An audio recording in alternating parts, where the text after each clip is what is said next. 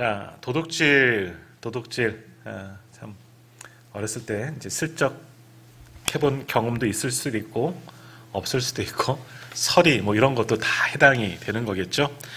어찌 보면 때로는 탐심 때문에 갖고 싶은 욕심 때문에 그렇게 하는 경우도 있고 또 어떨 때는 지금도 그런 경우들이 있어요.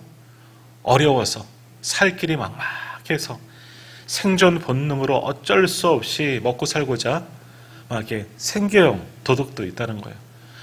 애기에게 분유 먹일 게 없어서 분유 훔치고 기저귀 훔치고 그런 일들이 지금도 여전히 일어나고 있다라는 겁니다. 자, 이런 것만이 아니라 이제 시대의 변화에 따라서 요즘에는 좀 이제 범주가 또 달라지고 있지 않습니까? 지적 재산, 지적 소유권도 이제 도둑질의 범위에 훔쳐가는 거예요. 그래서 요즘에는 저작권. 그래서 언젠가부터 캐롤이 나오지 않는 이유, 성탄절 때 캐롤이 나오지 않는 이유 가운데 하나도 이 저작권 문제 때문에 뭐 그렇다 하는 그런 이야기도 있어요. 찬송가도 저작권이 있어요. 함부로 많이 못 쓰고 사실은 우리가 악보를 막 복사해서 쓰는데 이것도 사실은 안 된다는 거예요. 사서 써야 되는 거예요. 요즘에 이제 그런 시대거든요. 그래서 이런 것도 지적 소유권이나 이런 저작권 같은 것도 함부로 쓰는 것도 여기에 해당된다. 말씀을 드리고 나니까 굉장히 또 찔림 받네요. 또 다 복사하고. 근데 이게 뭐 상업용 목적으로 사용하는 것은 아니기 때문에 또 이해가 될 것 같습니다. 아무튼 이런 모든 것들 다 이제 도둑질에 해당한다라고 이제 말씀을 넓게 보면 표현을 하고 있죠. 그래서 오늘은 이 8계명, 이 도둑질 하지 말라 하는 성서적인 뜻은 뭐냐 하는 것과 현대적으로 우리가 어떻게 이것을 적용하느냐에 대해서 또 함께 나누어서 살펴보고자 합니다. 자, 먼저 성경에서 이 도둑질 하는 것을 어떻게 보고 있느냐, 그것을 또 어떻게 분류하고 있느냐 살펴볼 터인데, 성경에서 말하는 도둑질은 뭐 그냥 단순히 훔치는 것 여기에 지나지 않습니다. 굉장히 범위가 넓습니다. 자, 오늘도 말씀을 찾아보면서 또 그 범위를 성경이 말하는 것을 한번 찾아보려고 하는데, 먼저 이 도둑질의 다양한 형태, 인신매매도 도둑질의 개념으로 포함하고 있다라는 겁니다. 신명기 띄우시겠습니까? 신명기 24장 7절 말씀 앞에 있는데요. 한번 같이 읽겠습니다. 사람이 자기 형제 곧 이스라엘 자손 중 한 사람을 유인하여 종으로 삼거나 판 것이 발견되며 그 유인한 자를 죽일지니 이같이 하여 너희 중에서 악을 제할지니라. 아멘. 옛날에 후린자라고 그렇게 표현했는데 이웃 가운데 자기 동족 가운데 사람을 유인하는 거, 유괴하는 거죠. 그러니까 인신매매에서 파는 거. 요즘에는 여기에서 한술 더 떠서 이제 장기 적출까지 뭐 일어나니까 더 끔찍한 범죄들이지만 당시에도 사람을 유인해서 파는 자. 오늘 이 신명기, 그러니까 신명기 법에 의하면 이것도 하나님이 주신 계명입니다. 신명기 법에 의하면 어떻게 하느냐? 후반부 보십시오. 유인한 자를 죽일지니 너희 중에서 모든 악을 제할지라. 사람을 유인해서 그걸 파는 자들도 마찬가지로 살인죄와 똑같은 취급을 당했다는 겁니다. 인신매매, 사람을 도둑질하는 거잖아요. 다른 사람, 남의 집 사람을 훔쳐오는 거. 이것도 인신매매도 도둑질인데 이러한 일은 사형과 똑같을 정도로 아주 엄하게 하나님은 다스렸다라는 겁니다. 그러니까 이러한 사람은 사형에 해당하게 되었다. 굉장히 엄하게 하나님께서는 이것을 보고 계셨다는 겁니다. 인신매매도 도둑질의 개념으로 취급하는데 굉장히 엄하게 하나님은 다스렸다라는 겁니다. 두 번째, 마땅히 줄 것을 주지 않는 것도 도둑질이다라고 말씀하는데요. 시편 37편 21절, 자, 앞에 같이 읽겠습니다. 악인은 꾸고 갚지 아니하나 의인은 은혜를 베풀고 주는도다. 아멘. 악인은 꾸고 갚지 않는 것, 당연히 빌렸으면 갚아야 되는데 갚지 않는 것도 도둑질이다. 그러니까 빌린 것, 채무를 변상하지 않는 것도 도둑질과 같은 것이다 라고 나오죠. 또 야고보서 5장 4절에서도 말씀하는데요. 같이 읽겠습니다. 보라, 너희 밭에서 추수한 품꾼에게 주지 않은 싹이 소리 지르며 그 추수한 자의 우는 소리가 만군의 쥐에 들렸느니라. 아멘. 그러니까 뭐예요? 노동력의 대가로 임금을 지불해야 되는데 지불하지 않는 것, 돈 떼어먹는 것, 이런 것도 다 도둑질에 해당한다라는 겁니다. 마땅히 줘야 되는 거예요. 빌렸으면 그것을 갚아야 하는 것이 당연한 것이고 일을 시켰으면 거기에 해당하는 임금을 줘야 하는 것이 당연한 일이다라는 겁니다. 요즘에 이제 새벽에 야곱 이야기 우리가 나누는데 라반 같은 경우가 여기에 해당되는 거예요. 그러니까 그냥 무료로 20년 가까이 부려먹는 거 아니에요. 임금도 제대로 주지 않고, 그러나 하나님께서 그를 창대하고 거부로 만드셨지만 이렇게 빌린 거 갚지 않고 또 노동의 싹스를 주지 않는 것도 다 도둑질과 똑같은 것이다. 마땅히 주어야 할 것을 하지 않는 것은 이 도둑질로 하나님은 취급하셨다라는 겁니다.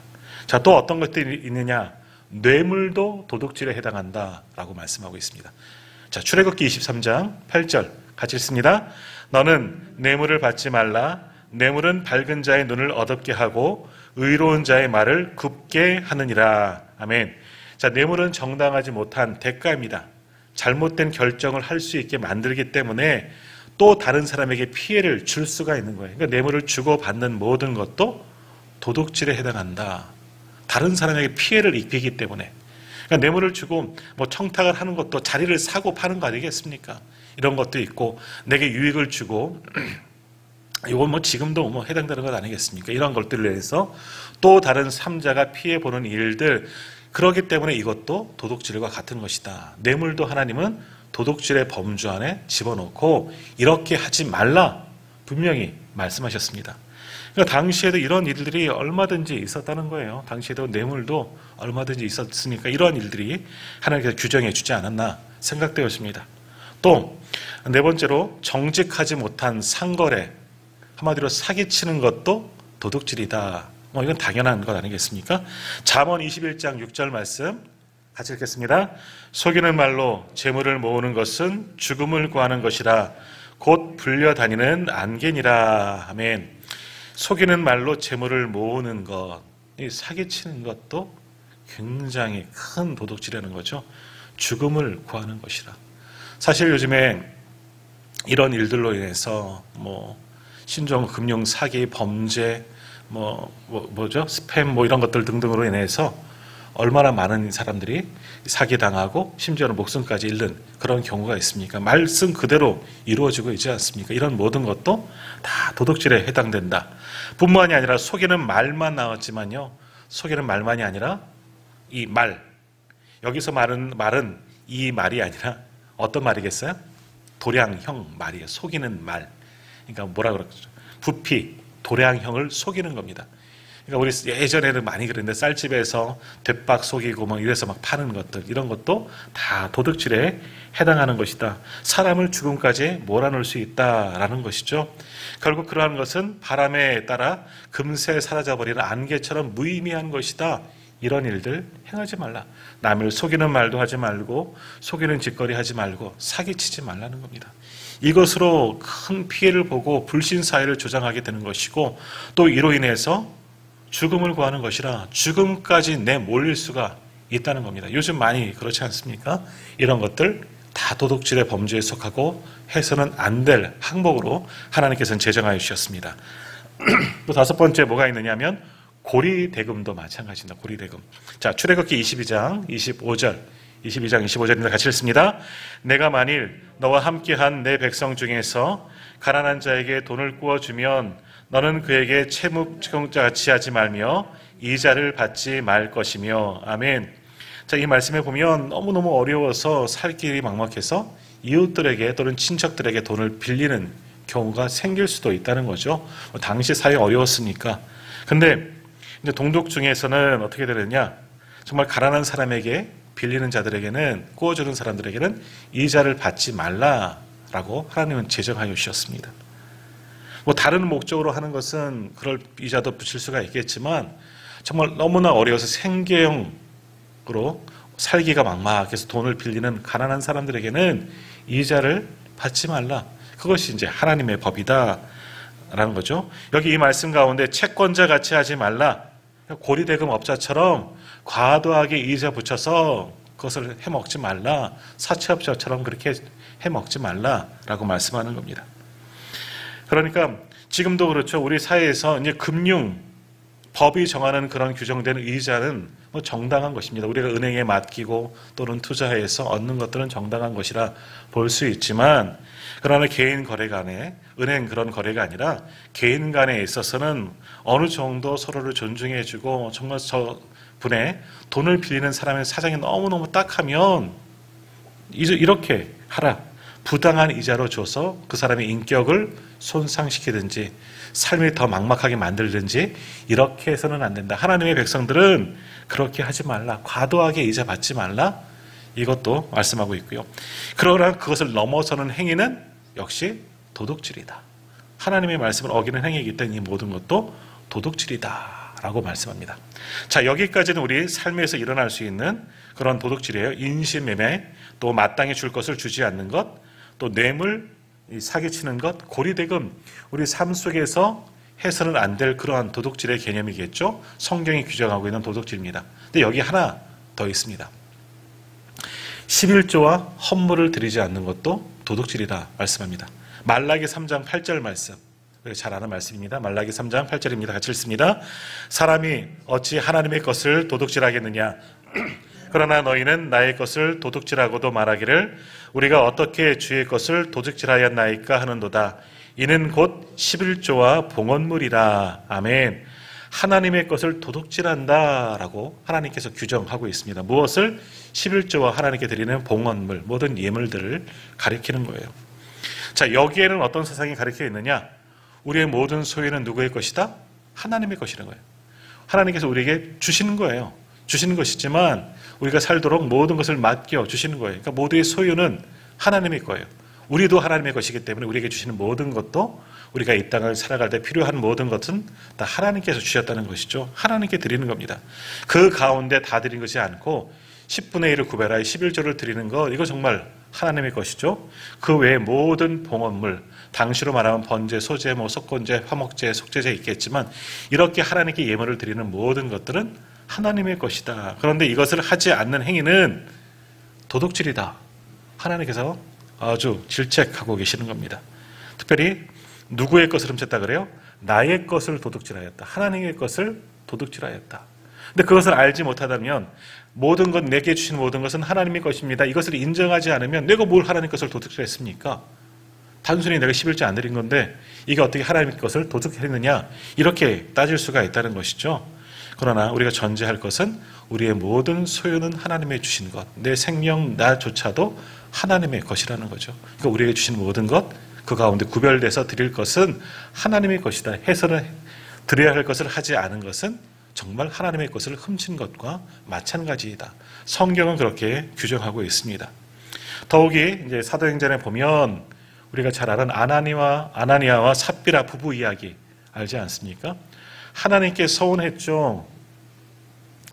정말 남들이 헌금하는 것을 보고 자기도 그렇게 하려고 하나님께 작정했다가 아까워서 빼돌린 것, 하나님께 작정하고 그것을 빼돌려서 어떻게 됩니까? 성령을 속인 죄로 죽임을 당하게 되지 않습니까? 이런 것도 마찬가지에 해당되는 겁니다. 하나님께서 드리기로 한 것은 하나님의 것이라는 겁니다. 이것을 내 임의대로 빼는 것은 하나님의 것을 도둑질하는 것이다. 아주 엄하게 하나님은 우리에게 규정하여 주셨습니다. 이런 모든 것들, 이거 말고도 더 넓게 있을 수 있겠지만 이러한 것들이 성경에서 규정하고 있는 이 도둑질이다. 이런 것들 하지 말라라고 8계명에서 우리에게 말씀하고 있습니다. 자, 우리는 보통 도둑질하는 것은 뭐예요? 가진 것이 없는 사람이, 궁핍한 사람이 너무나 어려워서 무언가를, 내가 필요한 것들을 가져오고 살기 위해서 가져오는 것들, 동의를 구하지 않고 물건값을 주지 않고 가져오는 것들, 이것을 도둑질이라고 그렇게 흔히 생각하기 쉽습니다. 그러나 성경은 오히려 이러한 것보다도 생경 도둑은 그래도 인정하는 편이에요. 그러니까 그 전에 어떻게 해요? 곡식을 거둘 때에도 밭에 모든 모퉁이를 다 거두라? 아니에요. 모퉁이는 남겨두라 그래요. 어려운 사람들이 주워 먹을 수 있도록 남겨두라 그래요. 이삭에 주울 때도 이삭을 다 거두라? 아니에요. 흘려두라는 거예요. 떨어진 거 줍지 말라는 거예요. 어렵고 가난한 사람들을 위해서 남겨두라는 것이고, 그래서 룻기에 보면 룻 같은 사람도, 룻도 어려워서 이삭을 베는 데 가서 그 떨어진 거 다 주워서 생계를 유지하지 않습니까? 그런 거예요. 성경에서 어려운 자들이 생계형 도둑, 도덕이라 좀 그렇지만 이런 거는 그래도 어느 정도 허용해 주는 분위기예요. 하지만 하나님께서 더 말씀하시는 건 뭐냐? 가진 사람이, 가진 권세 있는 자가 그것을 남용하여 가로채거나 사기치거나 빼앗거나 강탈하거나 주지 않는 모든 것, 이것이 하나님께서 더 심각하게 보는 도둑질이다라는 거예요. 일꾼을 부렸으면, 일꾼을 부릴 정도면 여유가 있는 거예요. 일할 거리들이 있으면 그럼 반드시 돈을 줘야죠. 그걸 떼먹으면 정말 하나님 앞에 죄를 짓는 것이고, 가지고 있는 권력으로 남의 것을 빼앗고 이것도 사기치는 것 아니겠습니까? 이런 모든 것도 하나님 앞에 큰 범죄가 된다는 겁니다. 이건 작은 도둑이 아니라 아주 큰 도둑질인 겁니다.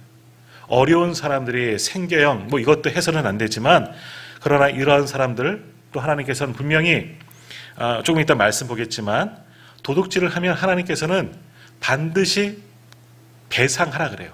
7배나 배상을 하라는 규정도 있지만, 그러나 권력을 가지고 가진 자가 마땅히 해야 할 일을 안 하는 그것도 도둑질인데 그것은 더 큰 도둑이다. 그런 것을 또 하나님께서는 엄격하게 다스리고 계시는 겁니다. 그래서 주신 계명이 8계명, 도둑질하지 말라라는 계명이 될 수가 있는 거예요. 자 이제 이런 도둑질하면 하나님께서는 반드시 피해 보상을 하라, 그런 규정도 하나님께서 만들어 주셨습니다. 잠언 6장 30절과 31절 한번 같이 읽겠습니다. 도둑이 만일 줄일 때에 배울 채려고 도둑질하면 사람이 그를 멸시하지는 아니하려니와 들키면 7배를 갚아야 하리니 심지어 자기 집에 있는 것을 다 내주게 되리라. 아멘. 바로 이 말씀인 거죠. 너무 배가 고파서 도둑질하면 멸시하지는 말아라. 얼마나 그랬으면 안쓰러우니까. 하지만 들키면 단어가 참 재밌는 것 같아요. 그럼 들키지 않으면 안 갚아도 되나? 아마 나중에, 요즘에도 그렇지 않습니까? 내가 20년 전에 너무 가난해서 이것을 훔쳤습니다 하고 그거 환산해서 또 갚는 이야기가 또 요즘에 매스컴에 종종 그렇게 나오고 있는 것처럼, 들키면 7배를 갚아야 한대요. 이게 하나님의 법이에요. 하지만 이분이 아무래도 이런 사람들은 자신이 좀 채워지고 여유가 있으면 갚았을 것 같다는 그런 생각은 듭니다. 하지만 굶어서 도둑질을, 생계형 도둑들을 비난하지는 말라. 그의 인격을 모독하지는 말라. 얼마나 어렸으면 분이를 쳤겠느냐. 얼마나 어렸으면 쌀한포대에 그렇게 훔쳐갔겠느냐. 그런 사람들 오히려 좀 너희들이 돌봐주고 나누어줘라. 그것이 하나님의 백성의 모습이다라는 겁니다. 그래서 신명기 23장에도 보면 조금 전에 말씀드린 것처럼 밭이라든지 우리로 말하면 논밭에 모든 것 다 거두라는 거 아니에요. 과일 나무에도 과수원에도 다 모든 것 싹 거두지 말라는 거예요. 가난한 자들 또 나그네들을 위해서 일부를 남겨두어야 하는 것이 하나님의 법이라는 것이죠. 그만큼 어려운 이들을 돌보아야 하는 것이 하나님 나라의 법이다라는 겁니다. 하지만 도둑질하는 것은 죄는 죄라는 거예요. 그렇기 때문에 거기에 대한 피해 보상은 반드시 해야 한다. 그래서 7배를 지불하라 그래요. 7배를. 우리 누가복음 19장에 보면 삭개오 이야기 나오는데, 제가 4배를 갚겠습니다. 누구를 속여서 빼앗은 것이 있으면 내가 4배를 갚겠습니다 하는 그런 법도 있어요. 4배 갚는 법도 있고, 여기는 잠언의 말씀인데 여기는 또 7배 갚으라는 법도 있는데, 그러나 하나님은 율법에 분명히 이렇게 도둑질하거나 남의 것을 빼앗고 이런 법은 4배나 한 7배 정도 할 수 있는 만큼 그것을 다 보상해 줘야 한다 하는 것도 하나님 나라의 법이라는 겁니다. 그만큼 도둑질을 하지 말라라고 일단은 규정해 놓으셨던 거죠. 자, 그럼 이런 도둑질 피하기 위해서는 우리가 어떻게 하느냐? 이것은 지금 우리에게도 적용되는 말씀입니다. 자, 먼저 도둑질하지 않기 위해서는 탐심을 버려야 하는 겁니다. 여기에서부터 시작되어지는 거죠. 자, 디모데전서 6장 10절 말씀. 자, 같이 읽겠습니다. 돈을 사랑함이 일막안의 악의 뿌리가 되나니 이것을 탐내는 자들은 미혹을 받아 믿음에서 떠나 많은 근심으로써 자기를 찔렀도다. 아멘. 돈을 사랑함이 일만하게 뿌리가 된다. 물질을 사모하는 것, 탐심, 탐내는 것, 여기에서부터 모든 것들이 시작되어진다라는 겁니다. 자, 지금도 우리는 상대적 빈곤에 있습니다. 내가 없어서 정말 생계형 도둑이 아니라 내가 가지지 못한 것, 남보다 저 사람이 가지지 못한 것 내가 없기 때문에 저 사람에 의해서 나는 정말 불쌍한 사람이요. 정말 어려운 사람이에요. 그래서 그것을 갖고자 내가 같이 할 수 없는 범위까지 훔쳐오는 것들, 이런 것들이 생길 수 있다는 거죠. 그렇기 때문에 그런 탐심들을 제어할 수 있어야 한다라는 거죠. 그러니까 우리가 도둑질을 피하는 방법 중에 하나는 뭐냐? 욕심을 버리라는 거죠. 어떤 돈이라든지 물질이라든지 내가 없는 것에 대해서 너무 욕망을 바라보고 꿈을 꿀 수는 있겠지만 그것에 집착해서는 안 된다. 그것이 나를 그릇된 길로 인도할 수 있다. 탐심을 버려야 한다라고 말씀합니다. 두 번째, 그럼 어떻게 해야 되느냐? 정당한 노동에 의한 대가를 추구해야 된다는 겁니다. 그래서 에베소서 4장 28절 한번 같이 읽겠습니다. 도둑질하는 자는 다시 도둑질하지 말고 돌이켜 가난한 자에게 구제할 수 있도록 자기 손으로 수고하여 선한 일을 하라. 자기 손으로 수고하여 선한 일을 하라.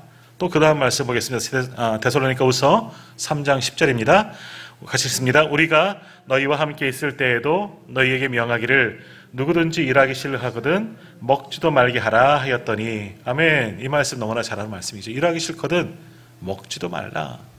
그렇게 가만히 앉아서 욕심 부리고 남의 것 빼앗고 하지 말고 정당한 대가로 수고하고 노동을 통해서 얻은 대가에 만족하라라는 겁니다. 자, 일하기 싫거든 먹지도 말라. 가나안 농군학교의 표 아니겠습니까? 거기에 이제 교훈인 거예요. 저도 옛날에 대학교 때 이제 거기 이제 봉사하러 갔었는데 식탁마다 이거 있어요. 그 밥 먹을 때마다 일하기 싫거든 먹지도 말라. 꼭 이거 해야지 밥 주더라고요. 하루 종일 노동하고 노동의 소중함을 알라는 겁니다. 일할 수 있는 기쁨을 알라는 것이죠. 그런 위에 하나님께 주신 것을 감사하면서 음식을 먹으라. 참 의미 있는 것 같아요. 그러니까 이런 것들, 정당한 노동에 의해서 소득을 구하고 그것으로 필요한 것들을 구하는지 정말 욕심을 부려서 다른 것들을 훔쳐오면 안 된다. 하나님께서 말씀하는 겁니다. 더욱이 에베소서 4장에 있는 말씀처럼 그렇게 수고하여서 또 나만 위해서 쓰는 것이 아니라 누구를 위해서? 가난한 자에게 구제할 수 있도록 자기 손으로 수고하여 선한 일을 하라. 어려운 이들을 항상 돌보라는 겁니다. 이게 하나님 나라의 법칙이에요. 우리 지난주 교회 학교에서 이제 그것을 배워 사랑은 참으로 어떻게 하라고요? 버리는 것. 우리 찬양하시죠. 사랑은 참으로 버리는 것, 버리는 것. 사랑도 버리는 것처럼 주신 것 나누는 거예요. 하나님의 백성들은 움켜잡는 게 아니죠. 버리는 겁니다. 나누는 것. 그러한 마음을 가지고 살아야 하는 겁니다. 없어도 없는 사람이 더 어려운 이들을 더 마음을 잘 알지 않습니까? 나누고 섬기고 베푸는 것, 이것이 하나님 나라의 법칙이고 우리 성도들이 나아가야 할 방법인 겁니다. 그러므로 일하지 싫거든 먹지도 말라. 자기 손으로 수고하여 선한 일을 하라. 어려운 이들을 돌보라. 이것이 하나님 나라의 백성이기 때문에 정당한 노동을 통해서 대가를 얻고 자기를 위해서 그리고 이웃을 위해서 그렇게 수고하는 삶을 살아라. 그러면 도둑질을 피할 수 있다 말씀하고 있습니다. 자, 그리고 세 번째, 사도 바울이 주는 교훈인데요. 자족함을 배워야 한다라고 말씀합니다. 만족해야 된다는 거예요. 빌립보서 4장 11절과 12절 같이 읽겠습니다. 내가 궁핍함으로 말하는 것이 아니니라. 어떠한 형편에든지 나는 자족하기를 배웠노니 나는 비천에 처할 줄도 알고 풍부에 처할 줄도 알아. 모든 일, 곧 배부름과 배고픔과 풍부와 궁핍에도 처할 줄 아는 일체의 비결을 배웠노라. 아멘. 나는 자족하기를 배웠다라고 말씀합니다. 지금 내게 주어진 것에 감사하며 만족하며 사는 방법을 배웠다는 거예요. 없을 때도 없는 대로, 있으면 있는 대로, 있으면 나누며 살게 되는 것이고 없을 때는 하나님만 의지하며 살아가기 때문에 일체의 비결을 배웠다. 자족할 수 있는 비결을 배웠다. 그래서 그 다음 이어지는 말씀이 뭐냐 하면 빌립보서 4장 13절 같이 읽겠습니다. 내게 능력 주시는 자 안에서 내가 모든 것을 할 수 있느니라. 아멘. 이 말씀 저도 좋아하는 말씀 가운데 하나인데, 내게 능력 주는 자 안에서 내가 모든 것을 할 수 있느니라. 이것의 전제 조건이 뭐예요? 자족하는 믿음이에요. 자족하는 것.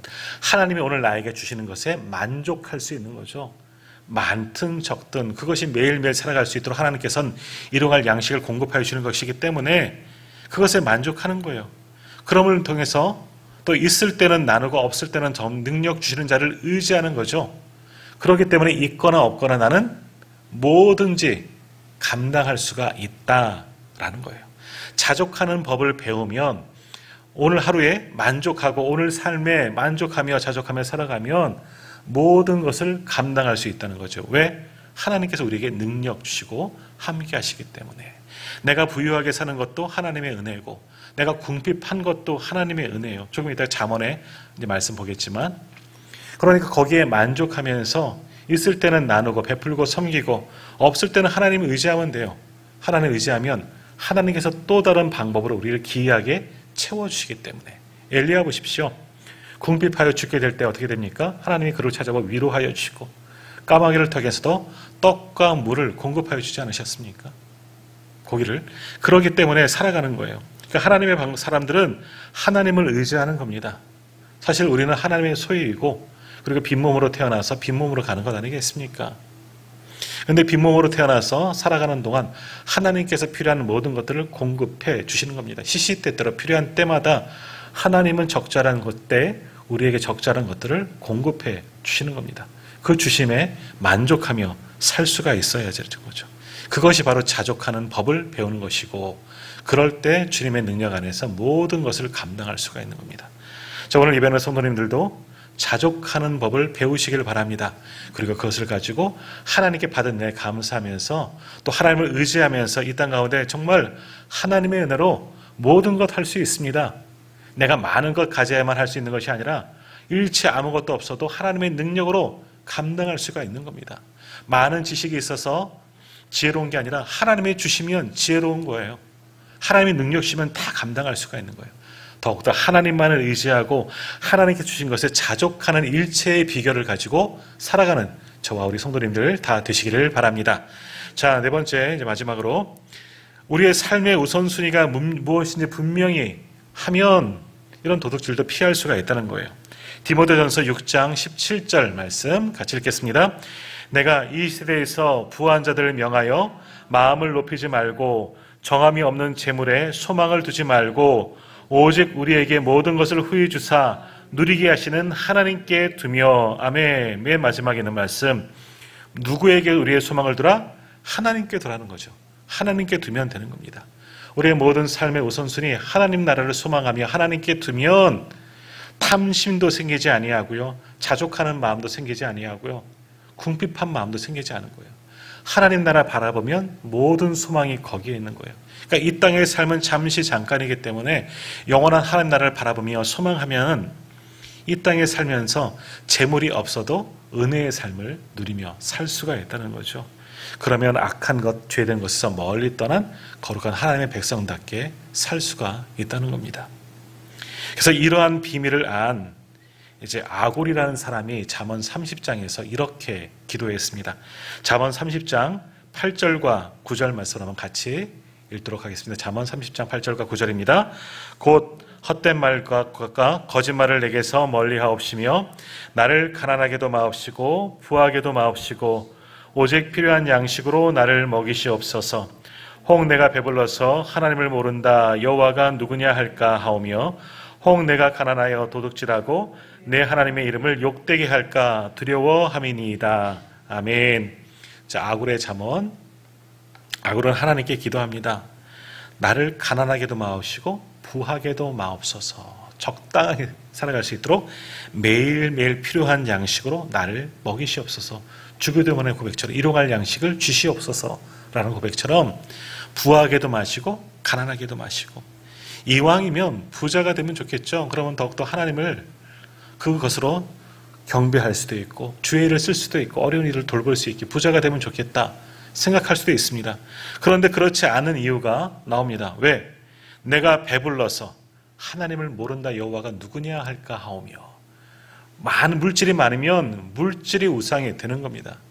물질이 많으면 더 하나님께 많이 드릴 것 같고 할 수 있을 것 같죠. 물론 그렇게 하는 분도 많이 있습니다. 하지만 많은 분들은 부로 인하여서 풍요로워지기 때문에 다른 곳을 바라본다는 겁니다. 하나님을 의지하지 아니하고 이제는 물질을 의지하며 살아가는 거예요. 그러니 그것이 우상이 되어지고 그 물질로 인하여서 내가 배가 불러서 하나님을 모른다, 하나님을 의지하지 않아도 된다, 그렇게 생각하는 겁니다. 아니에요. 그 부도 하나님께서 주셨다는 거예요. 거기에 만족하며 자족할 수가 있어야 되죠. 또 너무 없어서도 안 된다는 거예요. 가난하게도 말아달라는 거죠. 왜? 너무너무 가난해서 찢어지게 가난해서 어쩔 수 없이 도둑질하는 거, 이런 생계형 도둑은 그래도 하나님께서 인정해 주는 편이지만 물론 보상해야 됩니다. 그러니까 이것을 통하여서 예수 믿는 자가 저럴 수 있느냐. 우리 목사님들 가운데서도 사실 정말 어렵게 목회하시는 분들이 얼마나 많이 있습니까? 참 저는 감사한 거예요. 얼마나 어렵게 목회하시는 분들 얼마나 많이 있습니까? 매일매일 한 달 이 교회 이제 상가 교회에서 이 월세 내는 게 너무너무 힘들다는 거예요. 그런 분들도 많이 있어요. 어쩔 수 없어서 애들 돌반지는 이미 다 팔아먹었고 전전긍긍하면서 또 어쩔 수 없어서 그래서 요즘에 목사 이중직이라는 것이 많이 총회에서도 이야기가 되고 있는 거예요. 생계형 목회자예요. 그러니까 또 다른 직업을 갖는 거예요. 목사이면서 목회를 하면서 생계가 곤란하니까 생계를 또 유지하면서 그래서 서울강신에서는 목사님들에게 목수업을 또 가리키는 이런 데도 있다는 거예요. 예수님도 목수였으니까 목수일도 배워라. 이렇게 한다는 거예요. 아무튼 그렇지만 너무 가난해서 내가 피치 못하게 도둑질해서 이것으로 하나님의 이름을 정말 욕되게 할까 두렵다는 거예요. 이게 아굴의 마음인 거예요. 그래서 하나님, 이왕이면 부하게도 마옵시고 또 가난하게도 마옵시고 매일매일 만족하며 살아갈 수 있도록 살아갈 정도로만 저를 복 주시옵소서. 그게 진정한 복이라는 것이죠. 자, 지금 물질적인 가치관으로 보면 이것은 복이 아니겠죠. 세상에는 쌓아놓고 사는 것이 복일 수 있습니다. 풍요롭게 사는 게 복일 수 있고요. 내 곳간에, 내 창고에, 내 통장에 잔고가 많은 것이 풍요로운 것이 오히려 더 좋을 수가 있겠죠. 요즘에 우리 믿음의 조상 아브라함, 이삭, 야곱을 보지만 그들은 사실 영적인 거부이기도 했지만 물질적인 거부였어요. 그건 하나님께서 보여주신 겁니다. 하나님의 사람들이 얼마나 이 땅 가운데서도 복을 받고 사는지 보여주시기 위해서 그러한 것들을 주셨지만 그런 것만 바라보는 게 아니에요. 하나님이 왜 이삭에게 주신 100배의 복을 왜 내게는 안 주십니까? 나도 정말 하나님 의지하고 열심히 수고하는데 나는 100배나 망하게 하셨습니까? 그렇게 생각하지 마시고요. 오늘 내게 주신 것은, 내가 살아가는 것은 하나님의 은혜라는 겁니다. 그 은혜를 깨닫고 오늘 내게 주신 것에 만족하면서 정말 자족하는 것을 배우고, 그러나 어려울수록 더욱더 하나님을 의지할 때 하나님께서 살아갈 수 있는 새로운 방법과 은혜를 하나님께서 반드시 우리에게 허락하여 주실 줄 믿습니다. 그러니까 오늘 결론은 바로 이 아굴의 잠언입니다. 나를 부하게도 마시고 가난하게도 마시고 필요한 양식으로 나를 먹이시옵소서. 다시 말하면 뭡니까? 나는 하나님만 의지하며 살겠습니다. 이것이 오늘 우리가 살아가야 할, 이 땅을 살아가야 할 성도들에게 주신 하나님의 교훈의 말씀인 줄 믿습니다. 오늘 큰 주제 도둑질하지 말라. 하나님은 여러 가지 것들을 다 도둑질의 계명으로 범주로 넓게 보셨습니다. 뇌물도, 사기치는 것도, 인신매매도, 또 하나님께 헌금하지 않는 것도 도둑질이다. 그러나 이런 모든 것들을 벗어날 수 있는 것은 탐심을 버리고 자족하는 마음을 가지고 무엇보다도 노동의 소중함을 깨닫고 무엇보다도 하나님만 의지할 수 있어야 한다. 하나님께만 소망을 두어라. 그러면 이것을 극복하고 하나님의 백성답게 살 수가 있다. 오늘 이 잠언 30장 8절과 9절을 한번 외워보십시오. 나를 가난하게도 마옵시고 부하게도 마시고 오직 필요한 양식으로 나를 먹이시옵소서. 오늘 이 기도하는 대로 하나님께서 소소하게 채우시는 그 은혜가 예배하는 우리 모두에게 있기를 간절히 소망합니다. 그러나 하나님은 우리와 늘 동행하시고 필요한 모든 것들 늘 공급하셔서 마르지 않도록, 힘들지 않도록 우리와 함께 하시는 줄 믿습니다. 그분이 우리의 아버지 되신 하나님이신 줄 믿습니다. 그 하나님만 의지하며 살아가기를 주님의 이름으로 축복합니다.